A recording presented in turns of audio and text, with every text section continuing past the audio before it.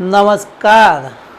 तो आज हम बात करने वाले हैं यूसीसी के बारे में। तो पिछले कुछ दिनों से यूसीसी बहुत ट्रेंडिंग में चल रहा है, बहुत चर्चा में चल रहा है। पूरे देश में कहीं पे भी जाओगे, चाय की टपरी भी जाओगे तो वहाँ पे भी यूसीसी, कहीं नए की दुकान में जाओगे तो वहाँ पे भी यूसीसी के बारे में चर्चा होती है। आखिर क्या है ये यूसीसी, क्या मतलब होता है इसका?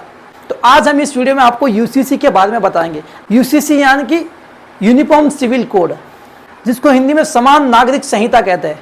अब समान नागरिक संहिता यानी कि इस देश में रहने वाले या फिर भारत में रहने वाले सभी लोग, चाहे हिंदू, मुस्लिम, सिख, ईसाई, किसी भी जाति वर्ग का हो, किसी भी जैन, किसी भी धर्म या संप्रदाय का हो, उन सभी के लिए समान नागरिक व्यवस्था यानी कि सभी के लिए समान कानून व्यवस्था हो, उसके लिए यूनिफॉर्म सिविल कोड को लाया गया है। एक ऐसा कानून जिसका इंतजार पूरा भारतवर्ष 75 सालों से इंतजार कर रहा है।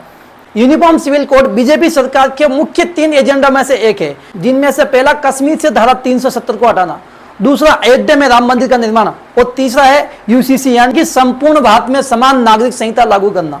अब आप सभी को पता है कि एक सिक्के के 2 पहलू होते हैं, यानी कि कुछ लोग इसके समर्थन में हैं, कुछ लोग इसके विरोध में हैं।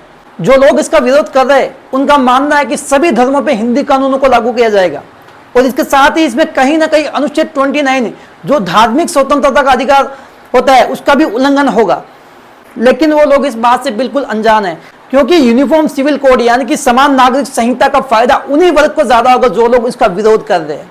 जब यूसीसी भारत में लागू होता तो मुस्लिम महिलाओं को भी अपने शौहर या फिर अपने जो हस्बैंड है उनसे भत्ता लेने का अधिकार मिल जाएगा। इसके साथ ही जो मुस्लिम महिला है बच्चा गोद नहीं ले सकती थी, वो भी अब बच्चा गोद ले सकती, जो कि आपके मुस्लिम पर्सनल लॉ में ये चीज नहीं दी गई है। इसके साथ ही मुस्लिम वर्ग की महिलाओं को अपने पैतृक संपत्ति में भी बंटवारा मिलेगा।